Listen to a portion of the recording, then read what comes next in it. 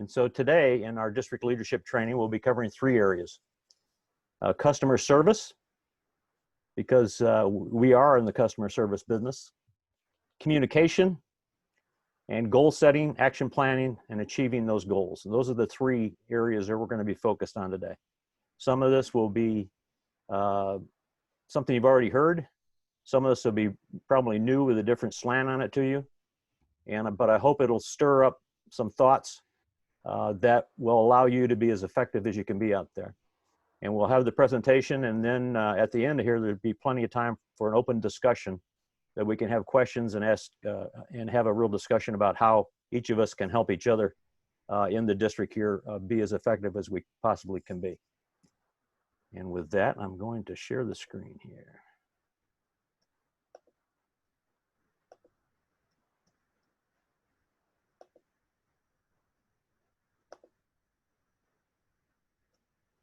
Matt Smith just jumped in. Okay, here we go. Everybody see my screen?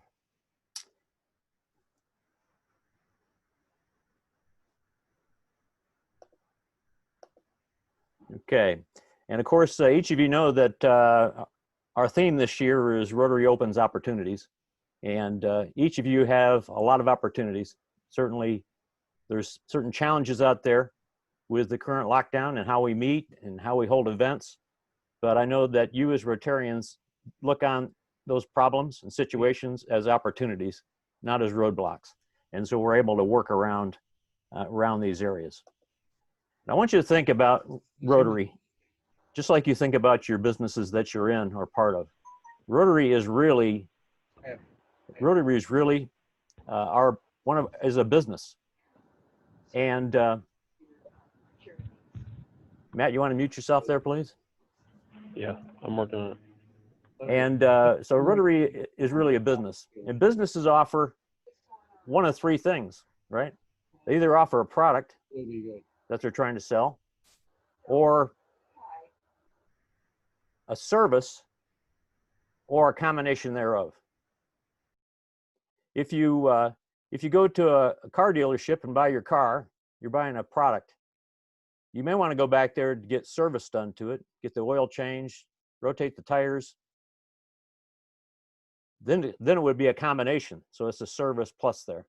And so if you look at in Rotary what that might be, maybe it's your club buys a shelter box so it can go help refugees or somebody after a hurricane have a place to live. But also in there, it's a combination, because not only did you buy the shelter box, but a volunteer that makes sure it gets there and erected.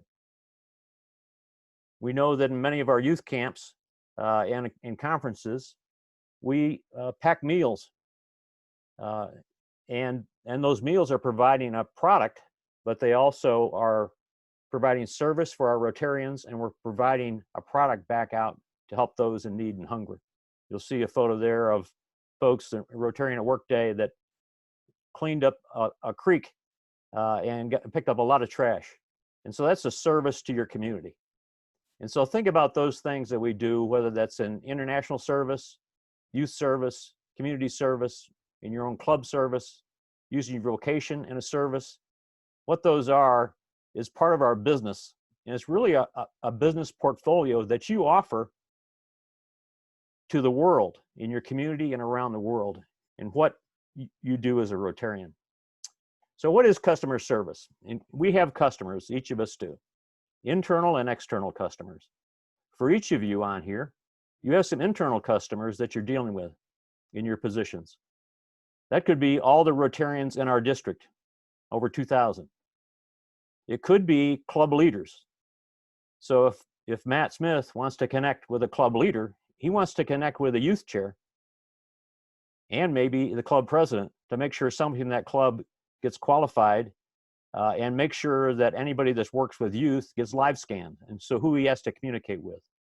Certainly the district governor, Barry, is a customer of yours. You are also customers of him. And so he may set a vision and ask you to do certain things, and you're going to be working with feedback on that throughout that work. It may be that somebody on a call here might be working with a with a foundation gala. And so that chair and their committee needs to be in constant contact with Barry to know how that's going, the timing, where it's going to be, the money, contracts, a variety of things that have to happen there, as well as other committee members, because it would be nice to make sure that Jamie Zinn is included in there as our district treasurer to be able to connect with any contracts. Is it in the budget?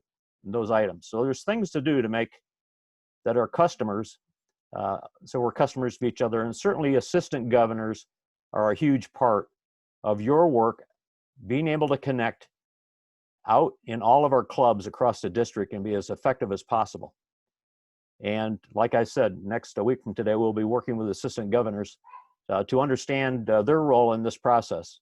And so I would have the assistant governors on speed dial for each of you. Make sure you have that list out there that you're able to get good contact with and develop a relationship so that you're able to connect with those folks.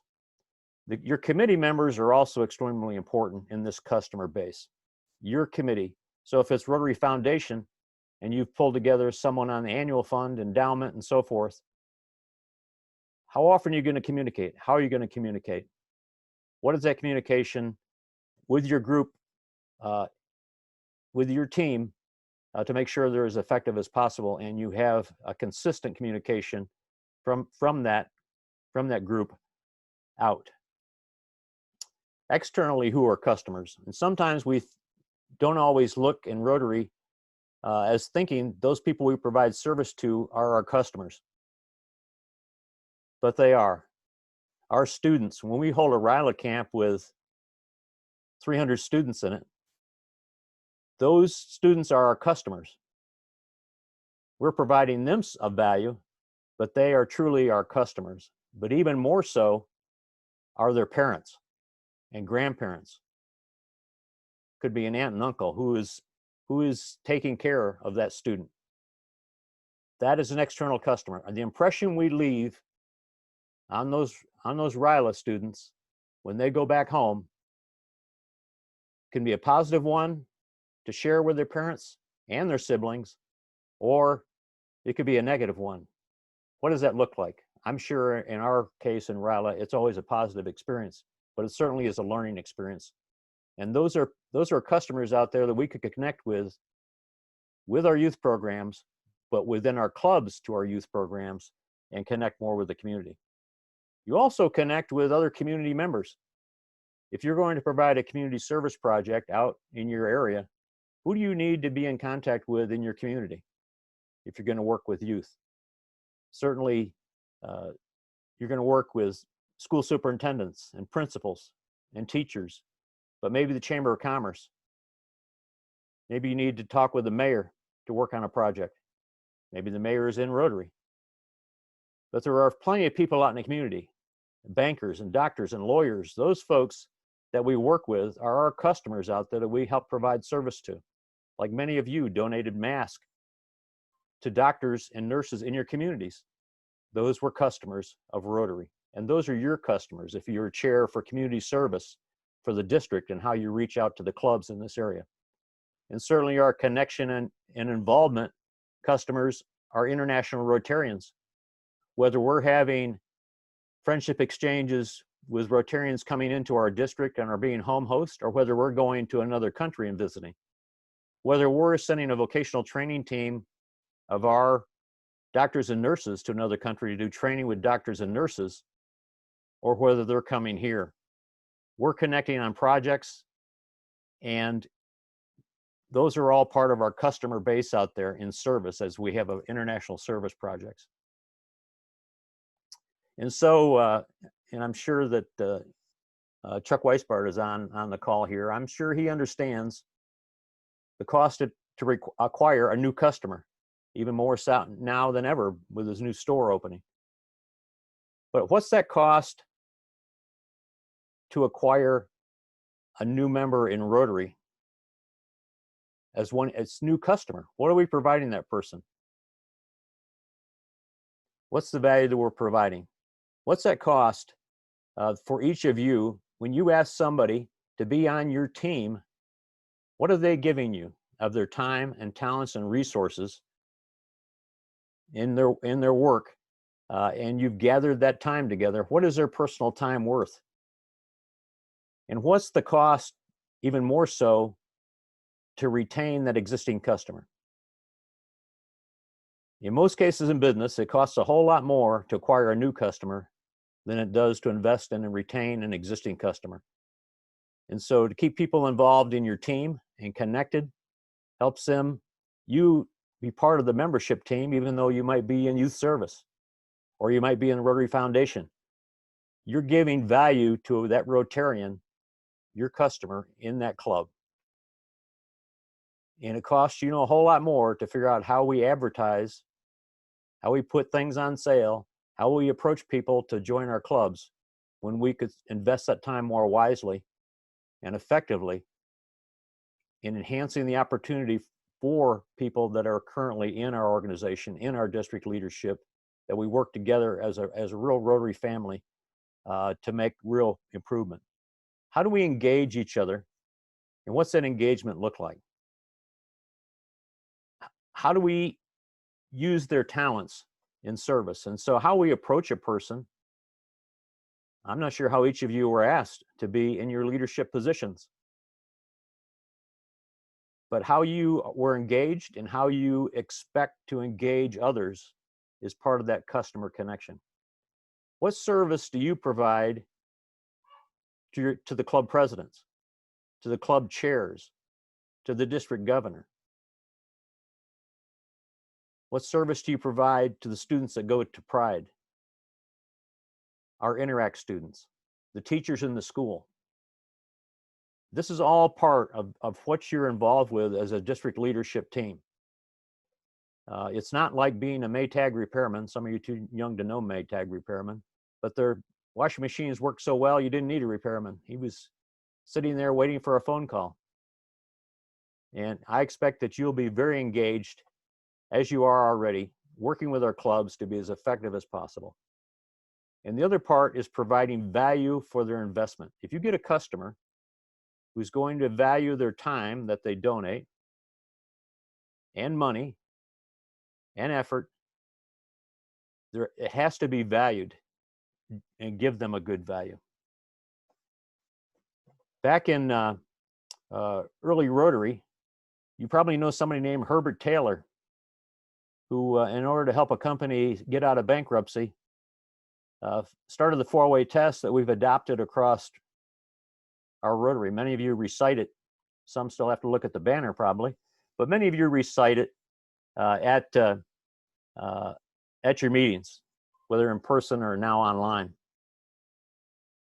But I'll share another one from another company that I worked for 30 years, the Kroger Company, who's the largest supermarket chain in the country, who went from good to great. And I think these are things that we can use in Rotary to think about how we are more effective, how we support our members, and how we support our community. And so in Kroger, we believed, whether it was in our many supermarkets across the whole United States, or our distribution centers, or our manufacturing plants, that we had the best people. Our people are great. We invested in them, and they invested in being part of our team of associates. And same thing is in Rotary. When you bring in a new member, you value them for their time that they're going to invest, their talents that they're bringing, what they're bringing to value to provide service in your club and the community and internationally. Our people are great. Each of you on here are great people. You wouldn't be here today if you weren't. Our prices are good. In Kroger, we didn't need to be the low price out in the supermarket chain, but we believed that where the prices were good, so somebody didn't drive past us down the street a couple miles to go to a competitor. And that same thing isn't true with our manufacturing plants.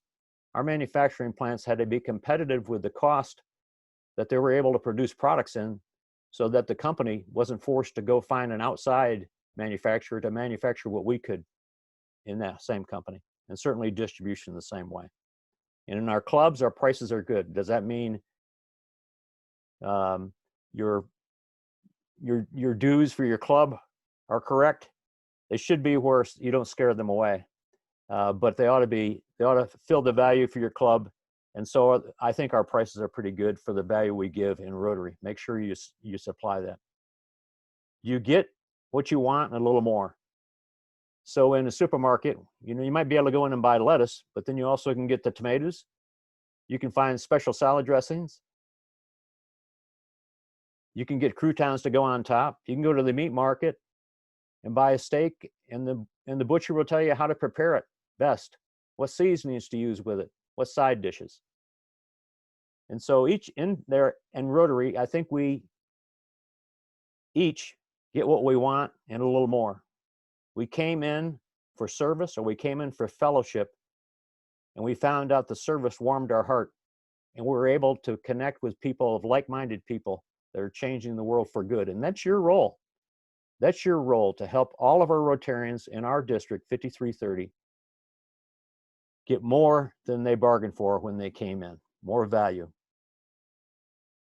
And also that it's a return experience, that the experience you had from the greeting in the front door to the checkout and the grocery carry and put in your car was effective for you, that makes you want to come back to that store and shop again, that makes you want to come back to your Rotary Club every week. Those are people you want to be with. You enjoy sharing that camaraderie. They are truly part of your family here, and know that they're connected with the youth, with the seniors, with all those in need across our community and around the world, making our world a better place, looking for opportunities to make our world a better place. So what are some of the skills that you need to hone? You need to be able to read your customers. So if you have somebody on your team, or a club president, or another leader in a club that's not, you're trying to figure out, are they hearing the message? Are they supportive of your message? What is it that they really want to do? And sometimes you have to ask first, what are your goals in your club that I can help support? Ability to handle surprises. Certainly COVID-19 has been a huge one, but there could be something else at a venue that's happening, something that happens, and those things happen. If you plan for the worst usually doesn't happen. Have empathy, that each of us are human beings with personal lives. We're investing our time, we're donating the time, and understand that things happen in people's lives. There can be sickness, car breaks down. Certainly today, with the economic crisis, with many of our members hoping to get their businesses opened up, some are working from home, some are not working at all. Understand that there's still a huge need, and some are also handling young children at home while they're balancing their work efforts. A willingness to learn. Reach out, and that's why I'm asking you to reach out and learn as much as you can. If you're in youth, check with sister districts and learn all you can. If you're in foundation, check up and down the line to learn as much about it as you can. Ability to be very positive in your approach and language, and don't talk negative. Turn your negative thoughts away and think positive. This pandemic has caused us to have to think positive. We've learned new ways to connect, as we are today on Zoom. And there's a way to turn these negatives into positive, and it's giving us another area to help people, which we do as Rotarians. And certainly have patience with others, be detail-oriented, figure out how you're going to communicate effectively. We'll talk about communication here in a little bit. Know what your offering is. Not only value your time, but those volunteers' time out there. And sometimes that's starting and ending a meeting on time, but also it's making sure that the time spent was effective. And so you're prepared when you go in, ready to go, and make sure you've got everybody involved in that, and don't waste anybody's time. That you have goals. Things aren't wishy-washy. You actually have a focus on goals, because each of us likes to achieve things. And certainly in Rotary, we have a lot to achieve. Sometimes you have to be persuasive, and sometimes you have to hold on with both hands and be tenacious, but you have to close the deal. So we'll jump over in the communication side here. And why do we communicate at all? Sometimes it's to change person's behavior. Sometimes it's to get action. We need somebody to act on a certain thing. We reach out to the clubs because we need you to show up at a training meeting next week on the 23rd with Matt to have youth protection training. We need you to take action and fill out your MOU after your training in the Rotary Foundation and grants process so that you can be qualified to spend your DDF. We need to get information from the clubs, and we need to supply them information.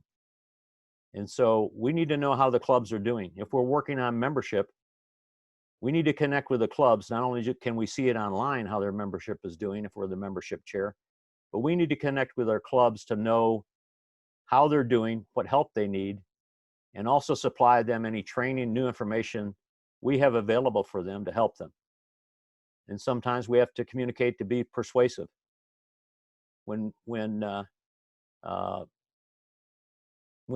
Melanie Rice had a vision of having 1,000 kids go to RILA, she didn't take long probably to persuade Mike Norkin, but then he had to persuade the clubs that they could actually do this, raise additional funds to send people to camp. Now, obviously, COVID-19 hurt that, but we'll come back from that and do it again. And make sure that the other person on the other end that you're communicating with understands what you're saying. And so to best do that, you in some way ask them to basically tell you back what you just said to them. So if you ask them, how much have you set your goals yet here's how we ought to set our goals for giving to the annual fund. And first of all, do they understand what the annual fund is? And so it may be, is there somebody in your club that has been to the training that understands the difference in annual fund giving versus Polio Plus in some of these different areas? And so let's ask some questions that begin to get their understanding. Most of our communication is providing some type of information, or we're gathering information from somebody. In some cases, that's emergency information. Something happens where all of a sudden we need to get a hold of people to let them know that we're not going to be able to have a RILA camp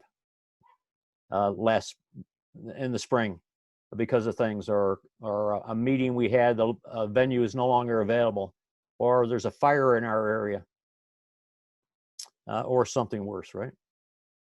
So who needs your communication for each of you? You should have kind of a list out there. Obviously, as I mentioned, all Rotarians are your customers. And so if you're talking about foundation, every Rotarian in our district needs to know about foundation and giving and how the money is used. And so that communication needs to be effective to all club members. Certainly the club president is at the top of that list. When you give information to the club president, does that mean it gets to all the club members? I'll let you answer that question. Also, there's other club leaders. If you're the community service chair, then you should think about how do you connect with the community service chair in the club as well as the club president. Certainly the district governor needs your communication. If you're the membership chair, you should be in direct communication on how things are going. How periodically should that happen? Should that communication look like? Is that a phone call? You're checking on certain clubs, you go down the list, and you help fine tune who's going to work on what to best support the goals in our district and our clubs to be as effective as they can. The assistant governors need it because they are your support team. So if you have a message that goes out and you reach out to the club president to help reinforce that, the assistant governors are another group of folks out there that are working with you side by side to get that information out and give you feedback, what they're hearing from the clubs on some of those reports, and certainly the rest of the leadership team. As I mentioned earlier, if you're holding an event, who needs to be there? Not just the event organizers, but you also need to have the district treasurer in there. The governor needs to be involved, the assistant governors. You have a marketing and PR team with Kevin Button. You have a variety of folks in there that need to help the process here. You need someone that's working on the website to make sure it's marketed. Who needs that communication that you're touching base with, as well as certainly your committee members. And how often should you meet with your committee members? How should you best connect with them? So if you look at the needs of communication, the first one in there is the urgency of the message. If it's an emergency, then you need to get that message across right away, especially as deadlines are coming down. If it's something that's going to happen a month from now, 2 months, 3 months, 6 months from now, there's a different level of urgency as you get closer to the event or the activity that you're having. So how long before the event should you start communicating? When we put on Peace Conference 2020, we were 2 years out making notification. And we increased that notification as we got closer to the event, to those folks that not just in attendance, but also our speakers, our volunteer team that supported it, and a variety of things in there. How often should that communication look like? If your team is on the foundation, Steve Yeager, how often should you meet? You can meet just online, just like this, with your team, just discuss goals and opportunities and what information we're getting back and forth from the clubs. Should you meet, in some cases, quarterly? Do some meetings need to happen even more frequently than that as you get closer to an event? Should they be weekly if I'm putting on a district conference, especially as I get closer to the event? And some calls may need to be daily and hourly up until delivering this process. So base that to be effective on the way to do it. So how do you communicate? Obviously, we're communicating today. You're hearing my voice verbally here, but there's also ways to do that non-verbally, right? In writing, and in a variety of ways. Sometimes it's the way we hold our face, I think, is part of our communication, whether we're interested or disinterested, if we're playing on our smartphone while somebody is trying to give us some instructions. Is our verbal communication clear and precise of what we are trying to communicate, and what are the goals of that communication? It could be a photo, a visual communication. If you're working on trying to raise money to help severe acute malnutrition on Project Peanut Butter, then showing a photo of that child with acute malnutrition, and then post after they've received the vitamin supplement in that product. Take a look at what those are and how people relate to showing those pictures. Obviously in writing with the district newsletter that comes out, and there are other ways in email to get that writing out, and videos. Ryla has some great videos to show people what camp is going to look like and get them excited about it, and make sure the parents see those so they understand where they're sending their children, as they should be protective of their children. And if you go on Rotary.org, you'll see some great Rotary videos to use that you could add to your websites, and you could help promote your work in youth, where we go with foundation dollars, and a variety of those areas that you should be supporting here. And please avoid acronyms.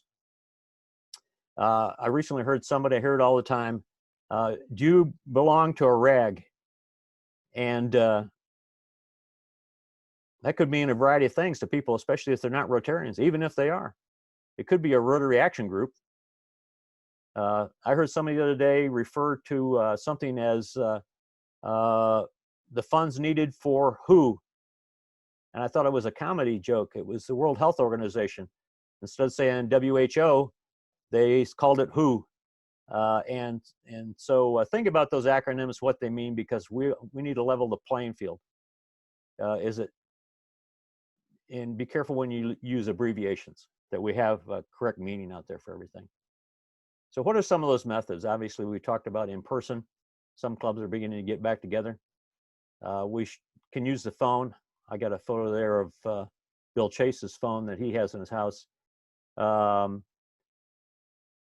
there's ways to connect to that. When people want to get phoned, do you connect with them by sending them an email ahead of time, or a text message that says, could I talk to you at a certain time, so they're available for your phone call? So be cognizant of their time and your time and how best to use it. Many folks like to have a text message. I know Mike Norkin is one of those. He won't answer his phone, but he often answers text messages. Email.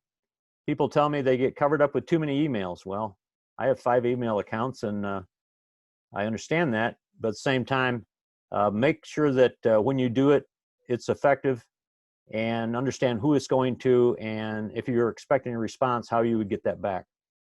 Certainly, there's ways to use social media. Many of you in our district does have a Facebook page. And so I encourage you as district leaders, if you have events coming up, activities, to post things on that district Facebook page that helps get the word out as another way to our clubs. Then also check with your clubs. If they're doing a community service project, encourage them to get it on their Facebook page or Instagram. Some of you may tweet. I have a Twitter account. I don't tweet much, but some out there may in their short messages. And certainly today, one great way to connect is like we are today with Zoom. And that's a great way to connect with your committee. So you're really looking at each other eye to eye online here. District website. Make sure you know how to use the district website. Make sure that things that are going to happen are on the district calendar. Encourage the clubs out there that you're connecting with to put their events on their club calendar so that we know about those. And certainly add those to the district newsletter, getting those out there. Some of you may have emails, a way to track if they've been opened up. If anybody's looked at them over the next few days, one way to follow up on them. Did they follow your instructions? So if you sent an instruction out and you got a list of clubs that were supposed to answer you back, did that happen? Did they understand the instructions clearly? If not, maybe you need to rehone exactly how your message was in order for it to be received. And myself, I have to recheck my emails once in a while here to proof them to make sure I didn't leave a word out. And often, just like signing up for this meeting, you request an RSVP to know whether you are going to attend or not. Then you know if this is coming back, especially if you've done it for your own personal parties. Well, think about it for an RSVP for an event. And certainly there's ways to look at, understand your registration, whether that's going through DAC2B or another way, that you can follow up to see if the message you sent out and how reservations are coming in for those. Just like reservations are going to happen on the 23rd for Matt's training, we need to know ahead of time, are all the clubs signed up? If not, do we need to go ask clubs, encourage them to get a member to attend? So why is it important to worry about if the message was received?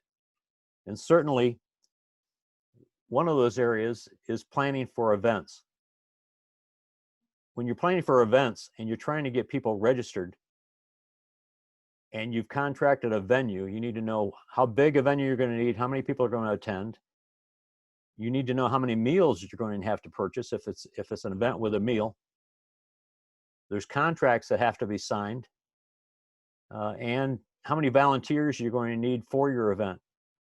So if you're planning an event, it's a pride camp. We've picked a date, we've picked a location, but we need students registered, clubs to get their registrations in, and certainly and plan for that to be able to make sure that we don't overpay or underpay for Thousand Pines for that venue that we've contracted. And certainly we need volunteers based on how many students attend, volunteer tribal elders to handle pride, to work with our 7th grade students. And so this is all part of why it's important to know if somebody got the message back and have they responded. The third section I'd like to get into is goal setting and achieving those goals. And there's really 4 parts to that process.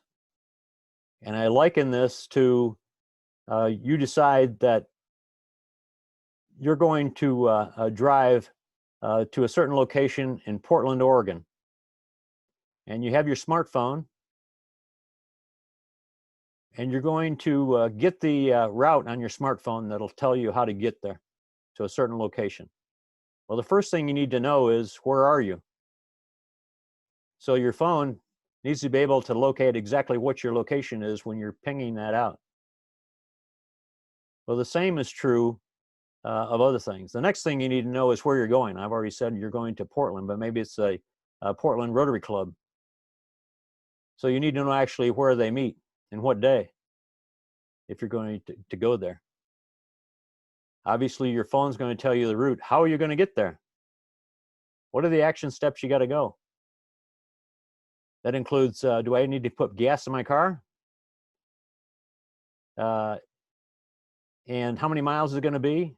Am I going to drive straight through, or am I going to have to plan on stopping overnight at hotels along the way? Those are all part of the plan to make sure I can make it safely to the other end of my trip.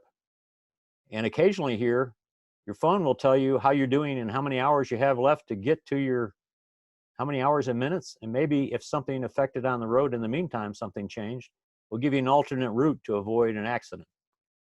Well, the same is true in setting our club goals and your goals. So when Barry has some vision and goals he'd like to achieve for our district for this Rotary year, and you're a chair that's going to help in these different areas and avenues of service that are going to help with goal setting and helping our clubs be effective in achieving those goals, we need to know where we are now.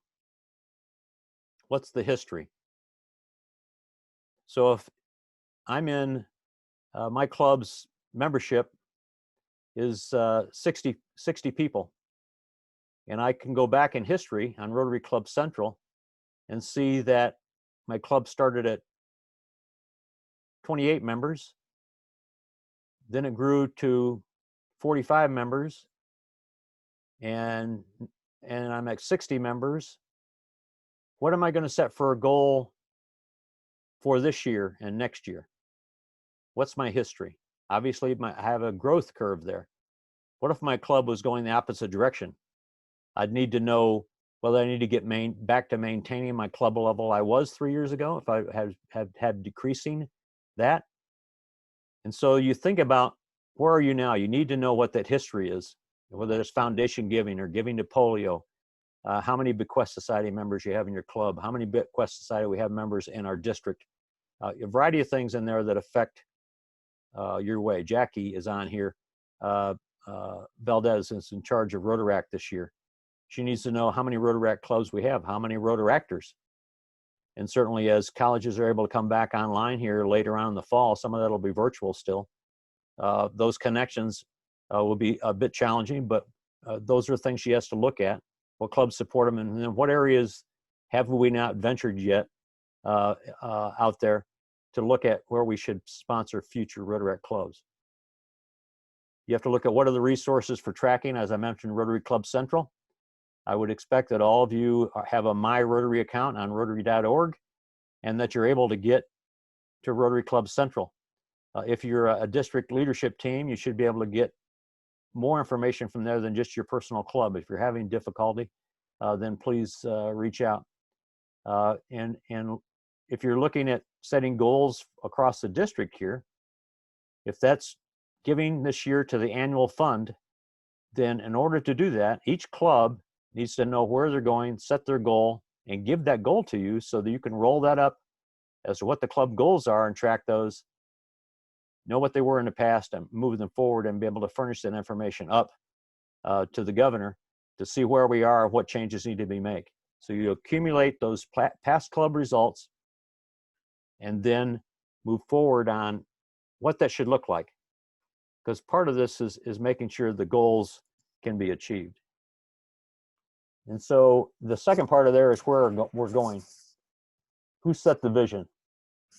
Obviously, Barry, we're looking to our district governor to set a vision, but each of you have to have a vision also of where, take that vision on as to where membership is going, where youth service is going, where community service should go, where international service should go, foundation. Each of these areas should have a vision that you support and that you help lead and you help project. Develop consensus among your team about how you're going to achieve it and where you're going to go, so that everybody's in agreement that this is an achievable goal that we can get behind, understand it, and support it. That you've got buy-in from everybody. You've got buy-in from your team, leadership team. You've got buy-in from the club president. You've got buy-in from the club leadership team and Rotarians in each of those over 60 Rotary clubs. To do this as part of the goal setting, you need to make sure that you've personally looked over the district governor citation requirements, as well as Rotary International presidential citation requirements. Both of those are out there, available for you. And as you connect with the governor and connect with the clubs, help them see how they want to achieve as best they can citation requirements, which will also help your area that you're focused on. You've heard this a lot, SMART goals.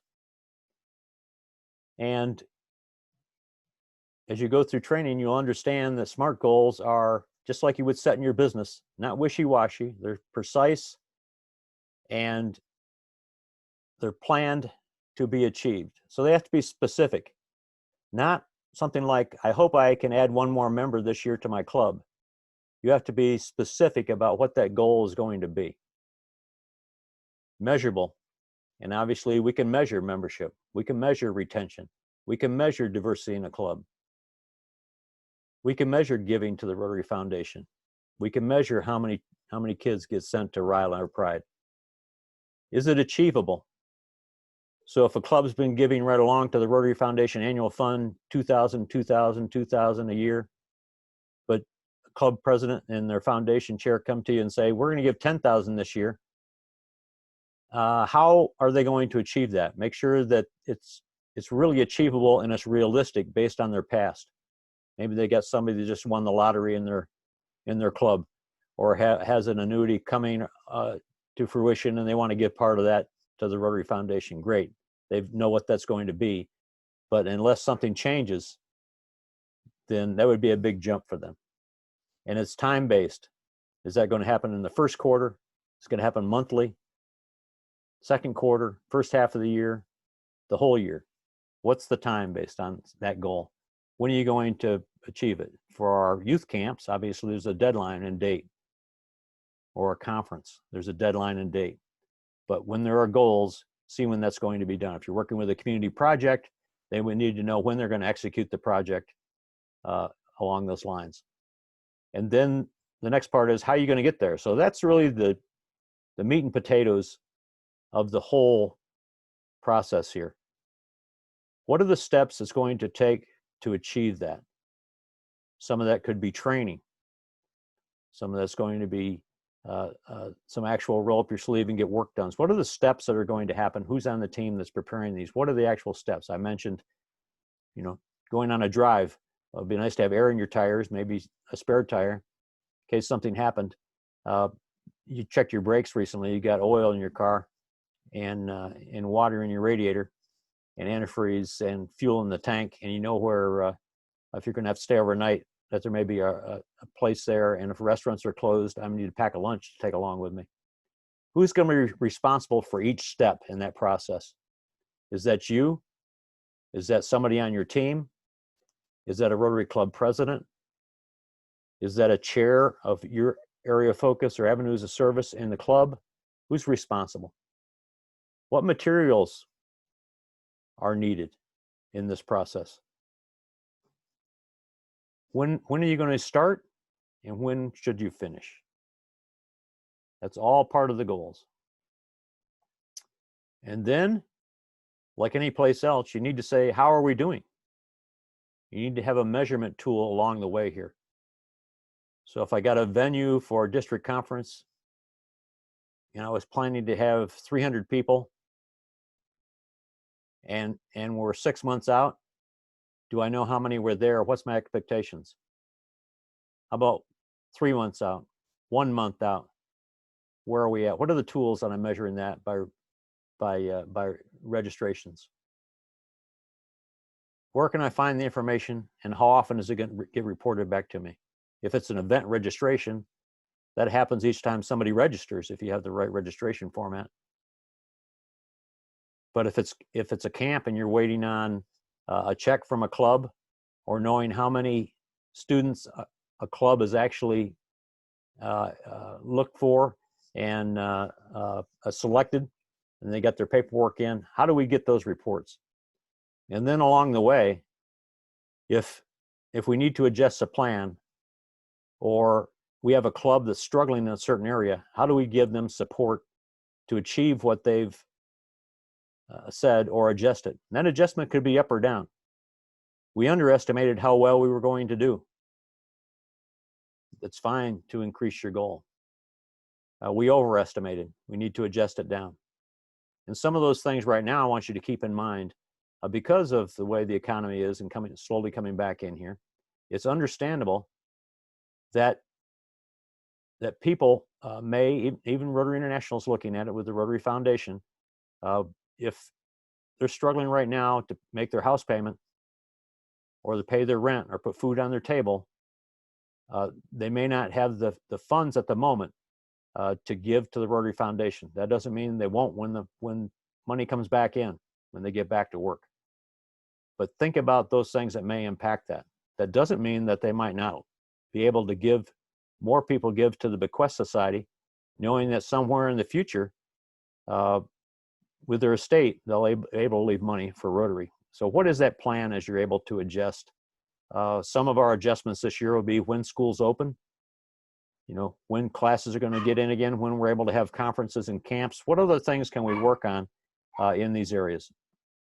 And then at the end of this, you have to learn how to celebrate success. So share with achievements. That's important, with you connecting with your other club members, that and your achievements here with your teams, whether that's your foundation team or your membership team, your PR team, what's working, what's not working, but share those achievements, and also out in your clubs. When a club's done a great service project, how do we share that with the rest of the district? Get excitement around it and build on that. And by all means, you invested your time, make sure it's fun. And then you could have some crazy awards. Maybe it's Purple Hat Day. Maybe, I don't care what it is. Make up something that's fun and moving forward from there. I'm going to stop share here. I get everybody coming back. Okay, that was a quick overview of a lot of information.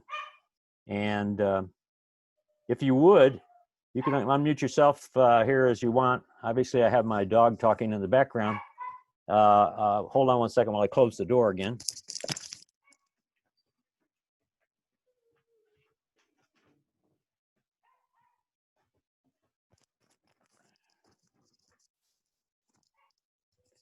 That may help a little.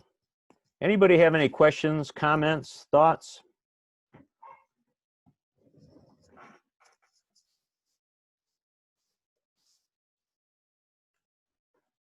Put everybody to sleep. Chuck, unmute yourself there. There you go. One of the things that I have found the most important in doing everything is to take a look at what your assets are. Taking a look at what the assets in a club are, because what happens is a lot of times you have somebody really qualified in a certain area and no one's recruited them into the area of their expertise. And we have untapped resources in Rotary in every single club that are absolutely incredible. And to make sure that you do an inventory of assets before you do anything, in any project you're doing, in any fundraising you're doing, in everything, that asset assessment is one of the most valuable tools you'll have, because then you know what you're working with and you know how to apply it and where to maximize the utilization of it. Yeah, thanks, Chuck. Craig, get the LA fans up there. Unmute yourself there, Craig. Yes, sir.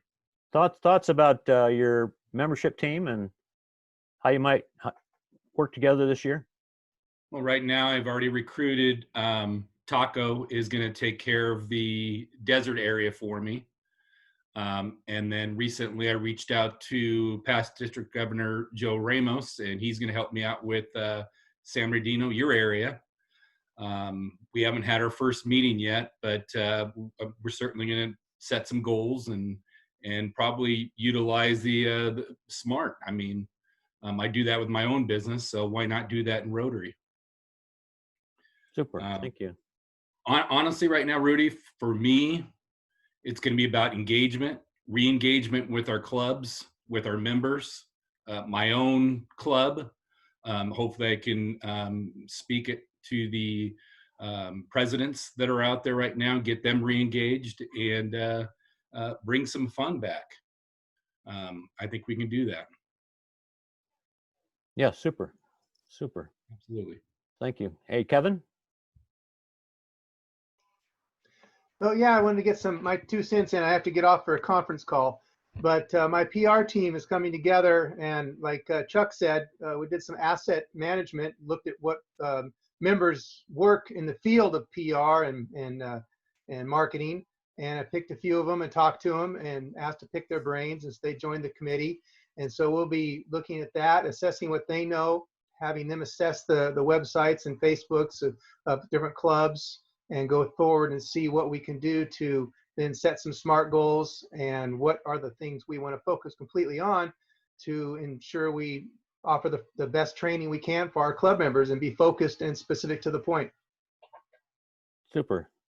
And Kevin's in charge of PR, public image. And so that's great, Kevin. Richard Lemire, you unmute yourself there?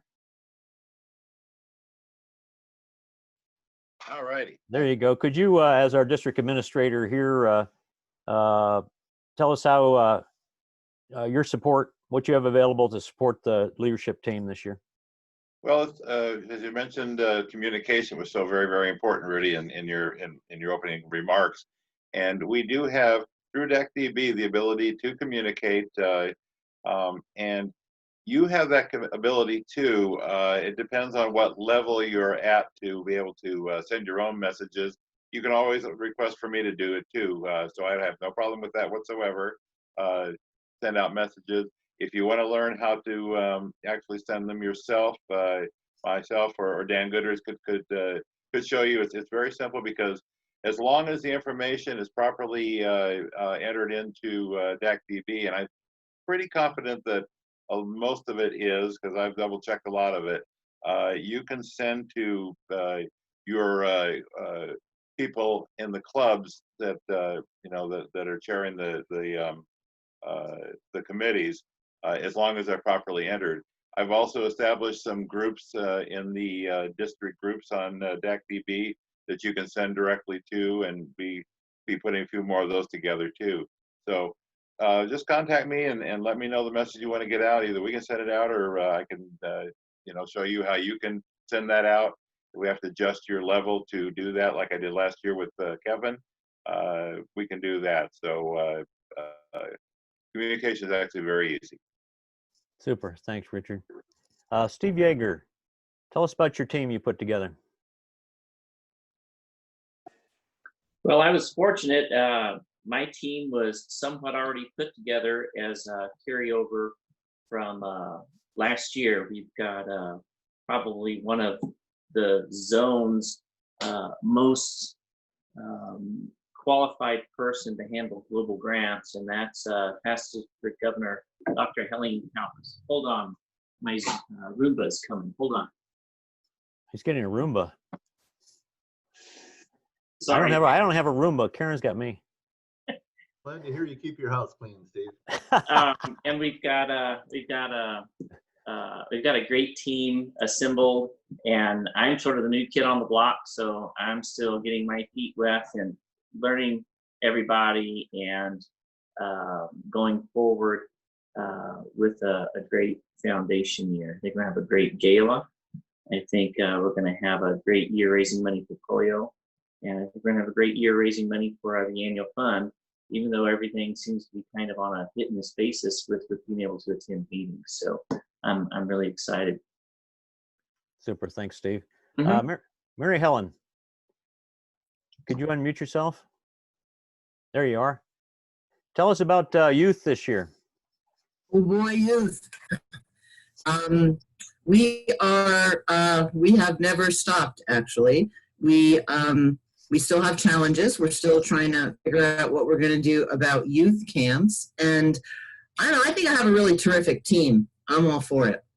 They're doing just swell. Everybody is, I think because the youth is really social media motivated, I think it makes their jobs a little bit easier. Maybe not so much getting a hold of Rotarians, but I think enthusing the kids, getting the kids, the youth, I should say, not kids, I sound like an old fart, getting the kids all charged up about it, that will be the fun part. Okay, great. Yeah, you put together a team. You got some new members on there. Yeah, they're wonderful. They're like they're new members of this team, but they're old members of Rotary, so they know what to do. They're doing all right. Super, super. Thank you. Lad, unmute yourself over there. The world traveler there. Are we going to be able to connect even virtually with, from some Rotarians from out of the country with your group? Well, you know, we haven't looked into any virtual exchanges. I was discussing exchanges with several districts, but everything is on hold now because of the epidemic. We are scheduled to send our outgoing team to Sweden next July. It was delayed from this year to next. I fully expect that to go forward. I think we should have a handle on the epidemic by then. In the meantime, as soon as it seems appropriate, I can start up talks again with the other districts. That includes Sri Lanka and Argentina and Brazil and Israel, and there's a district that borders southern New England and northern Quebec. And those are the districts that we're definitely going forward with before the epidemic started. So it looks like as soon as we're free to travel, it's going to be very busy. We haven't really considered any virtual type of exchanges, but that's a good idea. I'm going to think about that. Yeah, we could have virtual meals from other countries. It's low calorie that way. The somebody here is on an iPhone, and Elizabeth doesn't know who you are. All right, that's Eileen Popka on the Hey, iPhone. Eileen. Sorry, I can't get video this way, but I'm here and my name doesn't come up. I don't know why, but so I'm Thank you, Eileen. I'm doing ethics and haven't really gotten started, and in fact haven't looked at the Rotary International President's citation information yet to see. Usually there is something ethics related, so I've got some work to do before I move ahead. Super. Well, welcome. We look forward to it. Let's see over here. Trying to jump here too hard. Butch, you want to unmute yourself there, Butch? Butch is, there you are. Butch is our executive AG, Barry's right hand. And just mention, if you would, please, your support of our district leadership team and connections there with your AGs. Yeah, thank you, Rudy. Of course, you all, well, first of all, I want to start off with something. A lot of you received an invite to an AG meeting from 6 to 7 next Saturday evening. I don't know where that came from. Nobody seems to know how that got sent out. It had me as the organizer. I didn't send it. Bill Mellinger says he didn't send it. Taco didn't send it. But anyway, there is no meeting at 6 to 7. But we do have our meeting at 9 o'clock next Saturday morning with the AGs, training for them. I'm hopeful that they'll all be on. I'm going to twist arms to make sure that they are. And I will be working as closely with all of the committee members, executive committee members, as I can. If you need any information from me, don't be afraid.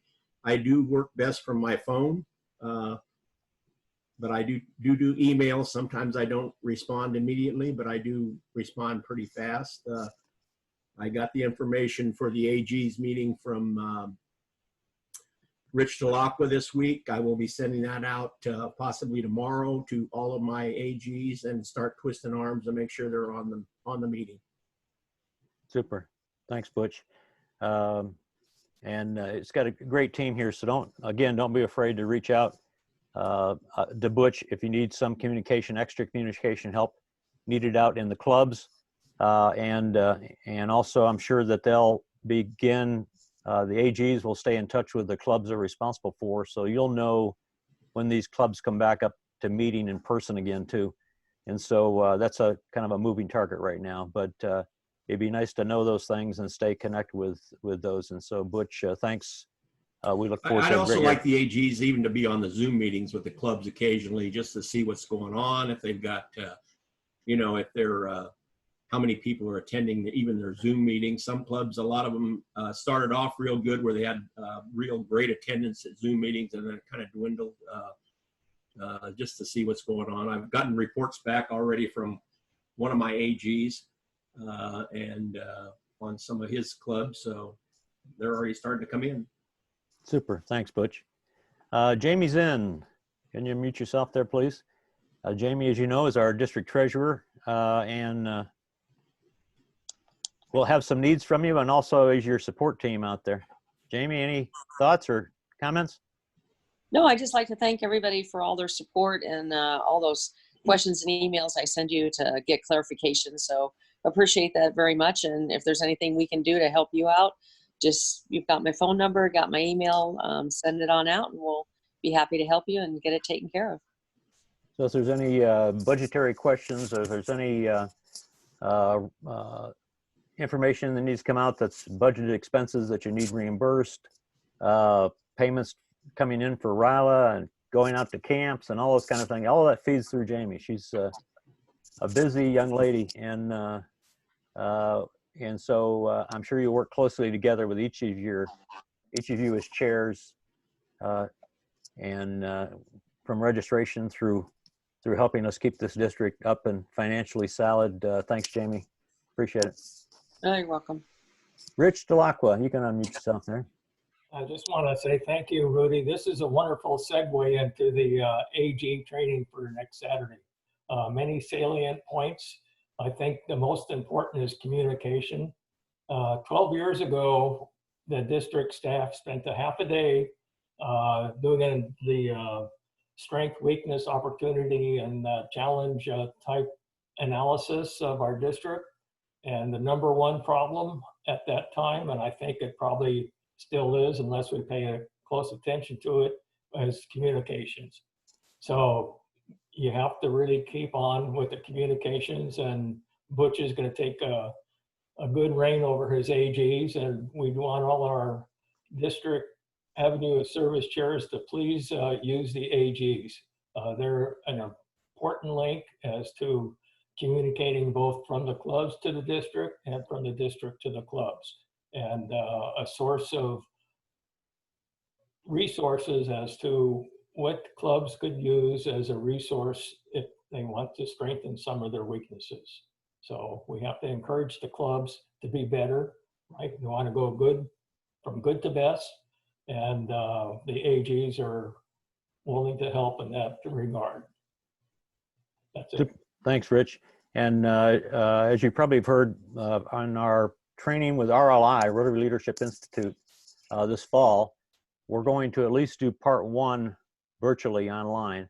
And we're working now, talking through how we're going to pull that off. I don't think you're going to sit in front of your computer for 6 hours. So we're going to break it up into at least two parts with 3 different sessions or 3 classes per part. And we'll figure out how we work that out and give it a try. Some other districts have done that, and they have been successful in it. And so we're going to try to build on that to continue that learning process for our Rotarians out there to help support the clubs in that learning process. Along that line, Bill Chase, you want to unmute yourself, please? Bill is, one of the things he is a district trainer. Is that right, Bill? Yeah, I believe so. Yeah, it could be. So if clubs are looking for training, he can help direct the clubs to the right direction. And we could do virtual club meetings with some training in there for their needs as a program. The other evening, in fact, 2 nights ago, I guess it is now, I was actually doing a strategic planning session with one of our Rotary clubs online. And so there's still things we can do and still utilize our resources out there and continue to connect. But if you need to have a certain training need, please funnel that through Bill, and Bill will help facilitate that. Is that okay, I'm Bill? available anytime. Thanks, Rudy. Super here. Stephanie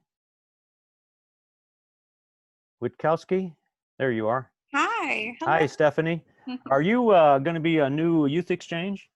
That's right. Yeah. Along with Dick Shaw, Mm-hmm. I am one of the youth exchange officers for our district. So this year, we will not be doing an exchange for the 2021 year, but come next spring, we'll be reaching out. We'll be asking for clubs to host, and we'll be asking for great candidates who can do youth exchange in 21-22. Super. So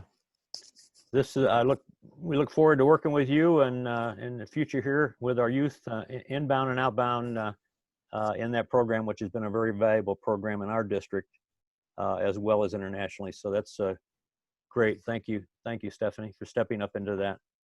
Jackie Chapman. Rudy. Yeah, go ahead. Just wanted to mention to Stephanie. Stephanie lives in Orange County, and we stole her from 5240. And we are so happy that she's decided to be a part of our district. And thank you, Stephanie, so much for. When it's a good district, it's a good district. And I'll also I'll give a shout out to my club. And I know Richard Lemire's here. Riverside East Rotary just has been the greatest club. I felt so welcome from my first day. I'll also say that I was a Rotary Youth Exchange student when I was in high school, and it changed my life. And so I have such appreciation and admiration for all Rotarians, and I was always really eager to get involved. Well, thank you for joining us, and we won't tell Gianna, the district governor of 5240, that you're here, or Jorita, our Rotary International vice president and our zone director, also from 5240. We won't tell her, at least till we're on the cruise ship. Yeah, I think it's 5320, but that's okay. Is it 5320? I'm sorry. It's Orange County. That's what don't. Orange County will be coming after you. So so that's all good. Yeah, Stephanie, great to have you on board with us. Let's see. I was going to jump over here real quick to Jackie Chapman. Hi, Rudy. Thanks for your presentation. It was very helpful.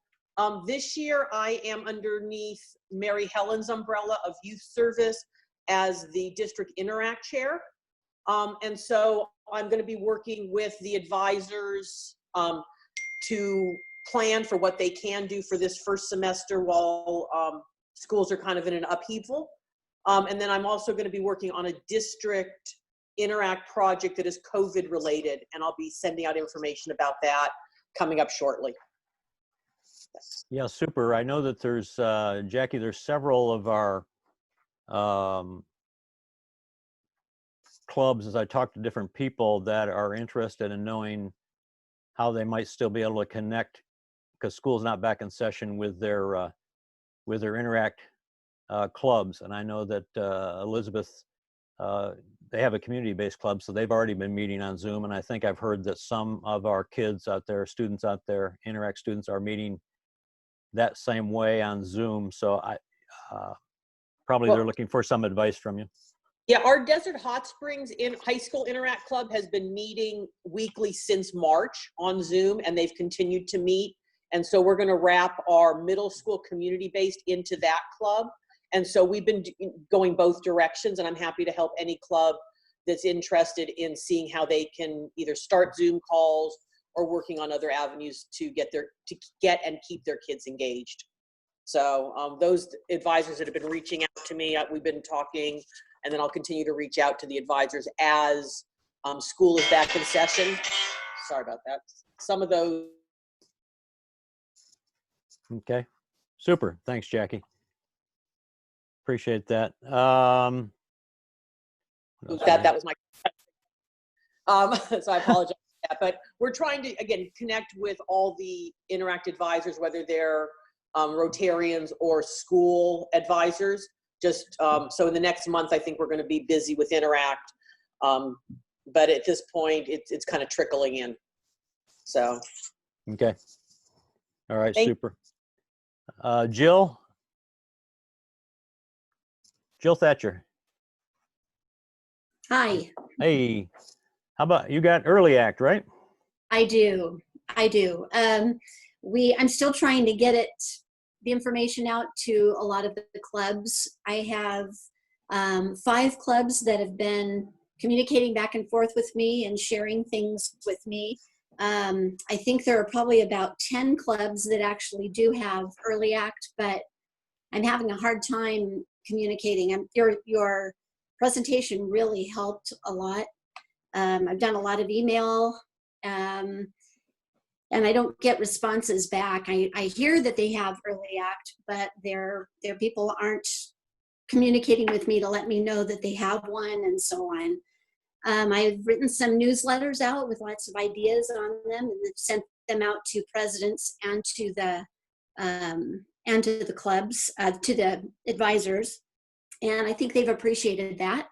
And again, like Jackie said, it's going to be very different now. I'm still toying with something to do maybe on Zoom with even some of the last year's clubs, with my kids especially, to keep them going and doing some things virtually.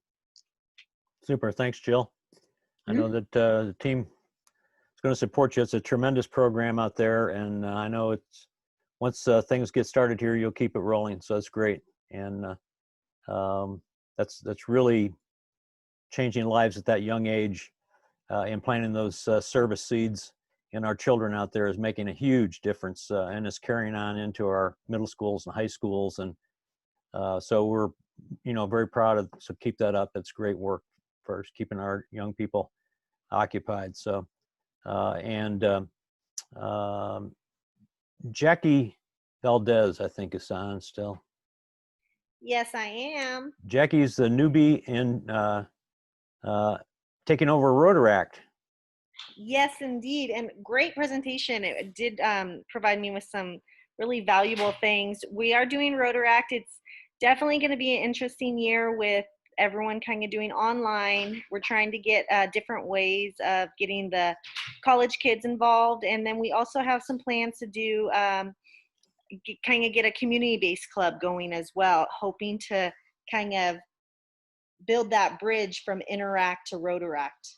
So once they're done with Interact and they age out of there, they can still be involved with our Rotary. So, and if anybody has any projects where they're looking for some help or they want to team up with some Rotaractors, I definitely have a new Rotaract representative that's eager to try and find some things going. So.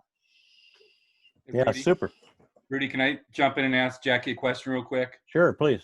Jackie, have you had any communication with ICO, we started a new Rotaract about 1.5 years ago towards the end of my presidency in 18-19. And I know that when I talked to Richard Lemire, we didn't show that in our district directory that our Rotaract was in play. So I was wondering whether or not you show that for Temecula, so the Rotaract Club of Temecula. Okay, the thing with all the Rotaract clubs that are listed on there, as well as I didn't have one for Temecula, but there is a little bit of a lapse because there are some clubs that are showing Rotaract as registered, but there's no Rotaractors anymore over there. So that's one of my big challenges this year, to make sure everything lines up with what they have at RI versus what we have for people out there. So I'm glad to know, and I'll, if you don't mind, sending me your contact information for your I will. club, and that way we can get set up there. Because yeah, so right now I'm the official advisor on there, and I know that she did something through Zone last week, but I thought it was kind of strange that we have communication with Zone, but not within our own district. Our own district, yeah, absolutely. No, and I'm glad that you brought it to my. That you're talking about. Yeah. Okay. Perfect. Thank you. Yeah. Thanks, Jackie. No worries. Super. I know. This is Butch. I have to apologize. I've got to leave the meeting. That's okay. I wanted to have Dan Goodrich make any comments. Dan, you still on? Yes. Thank you, Rudy. Good presentation. Boy, I mean, you know, summing it all up, I guess if I'm looking at my situation and what I'm planning, it's all of the above. So, you know, we're building teamworks, you know, we're building our team. We've got new people coming in, trying to develop new leaders. That's always the push for, I think, all governors, is try to develop people, bring them up and help them get into the district side. And maybe one day they'll be the governor. Communications, Jill, I feel your pain. You know, communications has always been a challenge, I think, in the district between clubs. And we had that meeting over at Barry's house, and the one thing that we decided to do was put together a closed group for our presidents on Facebook. So we're going to be trying email, we're going to be trying phone calls, we're going to be trying Facebook. We'll try about every avenue of communication we can to make sure we get our messages out. And goal setting, of course, is always huge in the governor's line and moving up through the ranks there. They not only do you have your own, but the zone has theirs, and you're trying to get your district to align with the zone goals. And how do you get the consensus and the buy-in from the clubs so that they understand that this is the way we're all moving forward? It can be a little bit challenging, but you know, so far so good. Everybody's understanding about that. Projects, you know, we talked about venues and we talked about different things going on, and these are where my personal goals come in.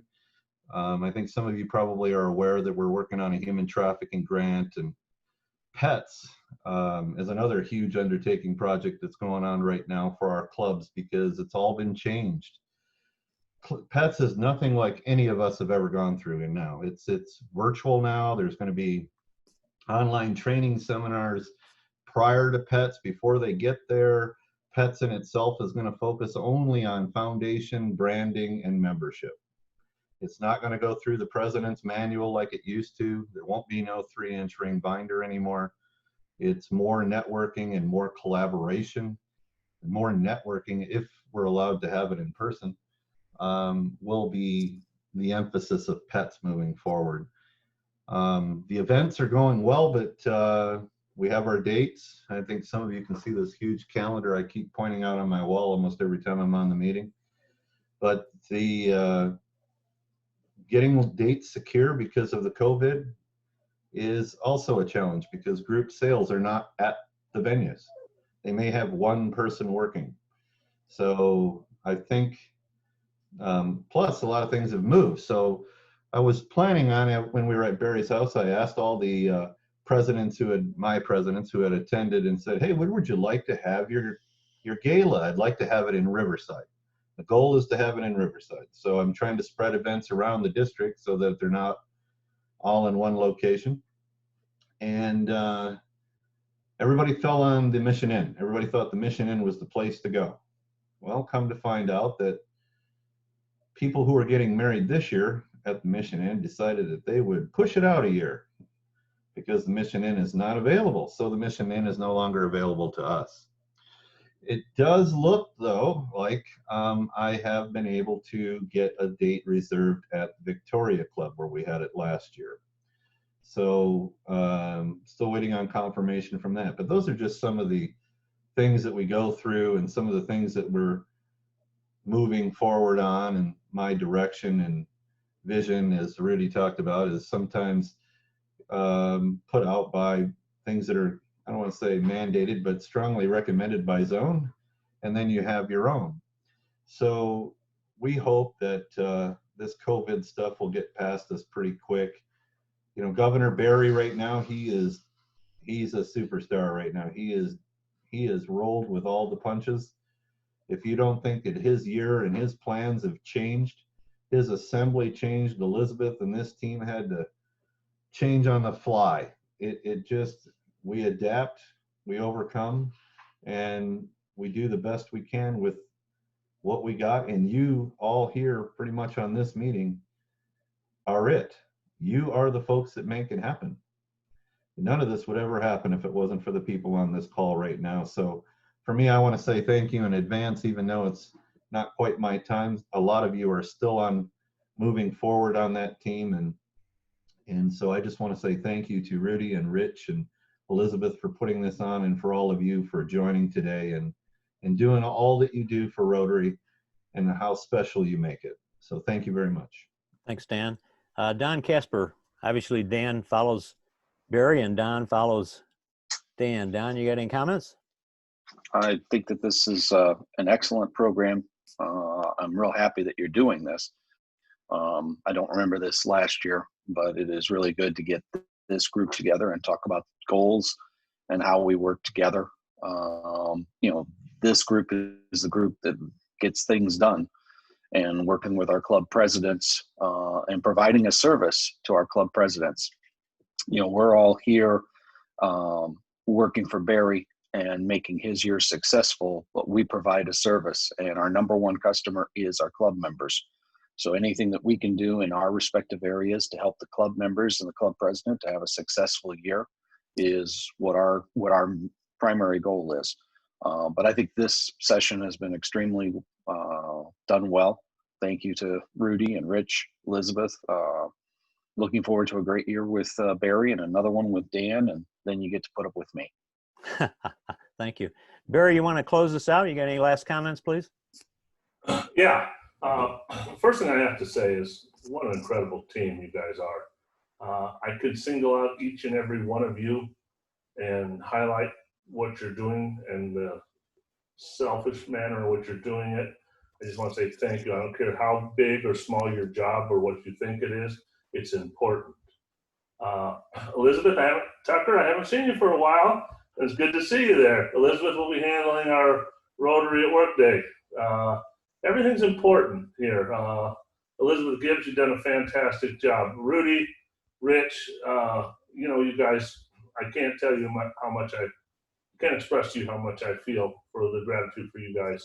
Lad, you've done a wonderful job, and you're trying really hard, and they threw us a curveball, and you'll get your stuff, we'll get our traveling stuff done, might be next year, but thank you so much.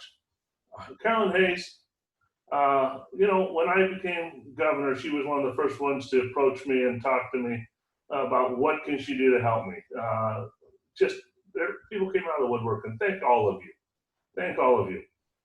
There's, you know, Butch, he's done an amazing job. He went through all the training with me.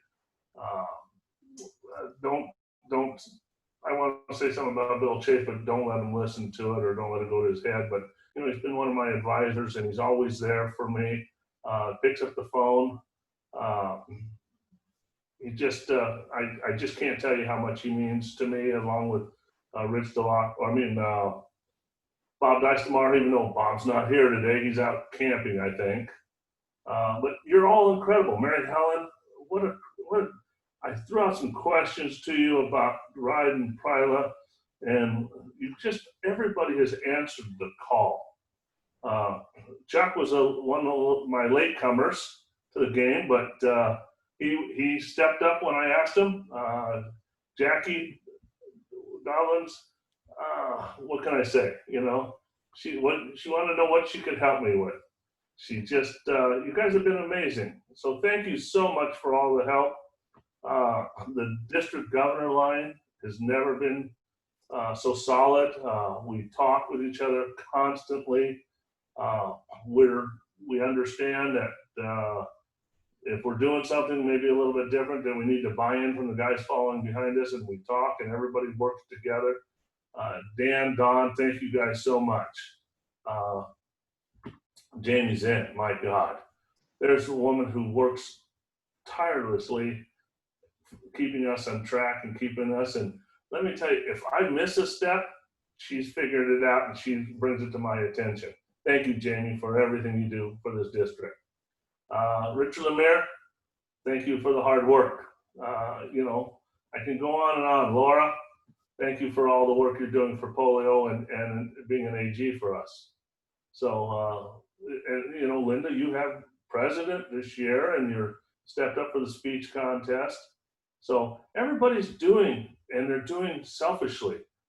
We've got a crazy time here, but we're figuring it out.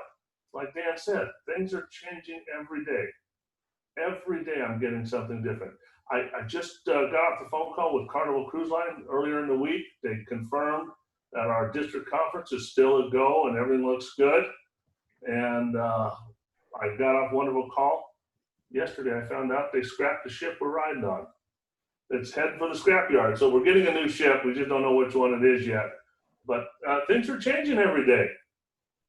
So thank you so much. I've done 10 club visits already. It's been fun, a couple of them in person.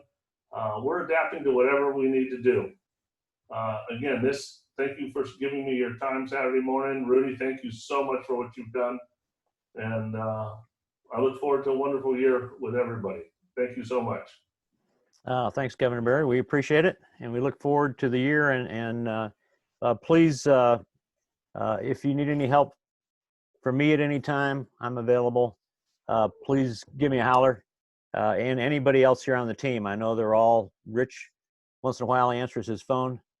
If not, Sue will and get him on the phone for you. And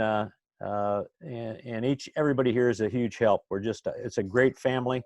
I'm excited and always encouraged to see you because you truly are my family. This is my family. And I care about each one of you. I want you to be successful in anything I can help you with, or Elizabeth can help you, or Rich or Bill, or any of us can help. Please give us a call. We're there for you. Thank you. Have a great rest of your day. Thank you. Thank you, everybody.